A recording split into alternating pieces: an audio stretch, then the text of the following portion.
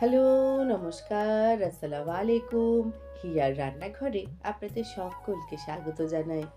আজকে আমি আপনাদের সঙ্গে শেয়ার করছি এমন একটা রেসিপি যা বাচ্চা বড় সকলে ভীষণ ভালোবেসে খাবে এবং এটা আপনারা টিফিনেও দিতে পারেন। চলুন তাহলে আর দেরি না করে শুরু করা যাক আজকের এই রেসিপি। আর যার জন্য লাগছে রুটি। এটা আমার আগের দিনের রুটি। এটা আমি বেশিরভাগ সময়ই বাসি রুটি দিয়েই করে থাকি। তো সবগুলোই আমি রেডি করে নিয়েছি। একটা শুধুমাত্র রেখেছিলাম আপনাদের দেখাবো বলে। প্রথমে রুটিটাকে এভাবে রোল করে নেব, তারপরে কাঁচির সাহায্যে এভাবে কেটে নেব। আপনারা চাইলে কিন্তু এখানে আরেকটু চওড়া রেখেও কাটতে পারেন। তাহলে কিন্তু এইগুলো একটু চ্যাপ্টা ধরনের নুডলসের মতো দেখাবে। আর এগুলো একটু চাউমিনের মতো দেখতে হয় বলে বাচ্চারা খুব ভালোবেসে খায় আর খেতেও কিন্তু খুব ভালো লাগে। আয়াজ এটার নাম দিয়েছে রুটি চাউমিন। দেখুন ঠিক এরকম হবে দেখতে। এখন এটাকে সাইডে রেখে বাকি উপকরণগুলি একে একে দেখিয়ে নিচ্ছি। লাগছে খানিকটা আলু। চাউমিন তো আমাদের আলু ছাড়া অসম্ভব ব্যাপার বাঙালিদের। তো আলু তো অবশ্যই লাগছে। লাগছে খানিকটা ক্যাপসিকাম, আমার কাছে সবুজ ক্যাপসিকাম ছিল আমি সেটাই দিয়েছি। আপনারা চাইলে কিন্তু অন্যান্য কালারের যেগুলো হয় সেগুলো অ্যাড করতে পারেন। খানিকটা পেঁয়াজ কুচি নিয়েছি, খানিকটা বিনস এবং গাজর নিয়েছি। এটা আগের থেকে মাসি কেটে রেখেছিল। তার জন্য চাউমিনের মতো ঠিক কাটা হয়নি, মোটা মোটা হয়ে আছে। কিন্তু এখন সকালবেলা খুব তাড়াহুড়োর টাইম, তাই আমি আর নতুন করে কাটিনি, এটাকেই ইউজ করে নেব। লাগছে খানিকটা বিনস আর লাগছে খানিকটা ডিম। বিনস আর গাজর যেহেতু আগে থেকে কাটা ছিল, তাই এগুলো বাদ দিয়ে সবগুলোই কিন্তু আমি খুব পাতলা পাতলা করে কেটে নিয়েছি। এখন এগুলোকে সাইডে রেখে আমি কড়াইতে দিয়ে দিচ্ছি সাদা তেল। তেল গরম হলে এর মধ্যে আমি দিয়ে নিচ্ছি প্রথমে আলু আর বিনস আর গাজর। কারণ এগুলো মোটা মোটাভাবে কাটা হয়েছে তো সেদ্ধ হতে একটু টাইম লাগবে। দিয়ে দিলাম খানিকটা লবণ। এবারে খানিকক্ষণ করে এটা নাড়বো আর অল্প আঁচে এটাকে খুব ভালোভাবে ভেজে নেব যাতে এটা সেদ্ধ হয়ে যায়। যখন এটা প্রায় 90% মতো সেদ্ধ হয়ে যাবে, তখন আমি এর মধ্যে একে একে অন্যান্য উপকরণগুলো মেশাতে থাকবো। এখন বেশ খানিকক্ষণ আমার ঢাকা দিয়ে এটা ভেজে নেওয়া হয়ে গেছে। এভাবে আমি ভেজে নেব আর মাঝে মাঝে একবার করে চেক করে নেব।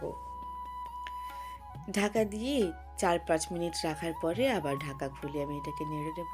আর এই সময় চেক করে নেব যে আলু আর গাজর সেদ্ধ হয়েছে কিনা। যদি সেদ্ধ হয়ে যায় তাহলে তারপরেই বাকি ভেজিটেবলসগুলো মিশিয়ে দিতে হবে। তবে হ্যাঁ, পেঁয়াজ যখন দেবেন তখন হাতের সাহায্যে এইভাবে একটু পেঁয়াজটাকে ছটকে দেবেন। তাতে এটা ভালোভাবে মিশে যাবে সবজির সঙ্গে। গোটা হয়ে থাকলে কিন্তু এটা ঠিকঠাক সেদ্ধ হবে না এবং ভেজিটেবলের সঙ্গে মিশবে না। এবার এর মধ্যে দিয়ে নেব গোলমরিচ গুঁড়ো। যেহেতু এখানে খুব বেশিক্ষণ ধরে ভেজিটেবলস ভাজবো না, সেহেতু কিন্তু পেঁয়াজটাকে একটু হাতে চটকে দিতে হবে। এখন আমি ভেজিটেবলসগুলোকে সাইডে করে মাঝখানে খানিকটা জায়গা করে নিয়ে এর মধ্যে দিয়ে নেব ডিম এবং তাতে দিয়ে নেব খানিকটা লবণ। অবশ্যই কিন্তু একটু লবণ দিয়ে নেবেন। আপনারা চাইলে কিন্তু এখানে ডিমের সঙ্গে একটু গোলমরিচ গুঁড়ো দিতে পারেন। তারপরে এভাবে খুন্তির সাহায্যে এভাবে নেড়ে নিতে হবে আর ভেজিটেবলসের সঙ্গে মিশিয়ে নিতে হবে। তবে ডিম দিয়ে নেওয়ার পরে খুব বেশিক্ষণ কিন্তু নাড়া চলবে না।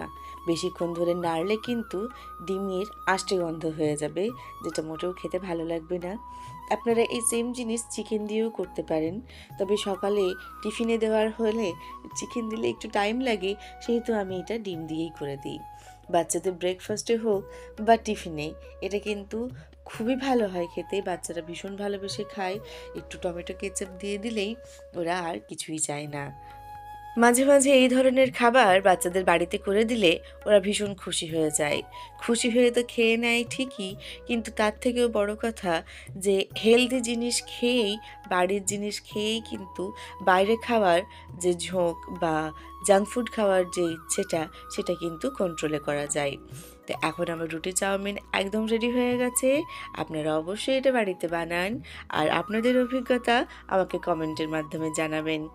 আপনাদের কেমন লাগলো সেটা কিন্তু জানাতে ভুলবেন না। আপনাদের কমেন্ট আমার কাছে ভীষণ গুরুত্বপূর্ণ। আর যদি ভালো লেগে থাকে এটা লাইক করে দেবেন, ফ্রেন্ডস, ফ্যামিলি সকলের সঙ্গে শেয়ার করবেন। আর আমার চ্যানেলটিকে সাবস্ক্রাইব করে প্লিজ আমার পাশে থাকবেন। থ্যাংক ইউ সো মাচ এতক্ষণ আমার সঙ্গ দেওয়ার জন্য, আমার ভিডিওটি শেষ পর্যন্ত দেখার জন্য। Thank you.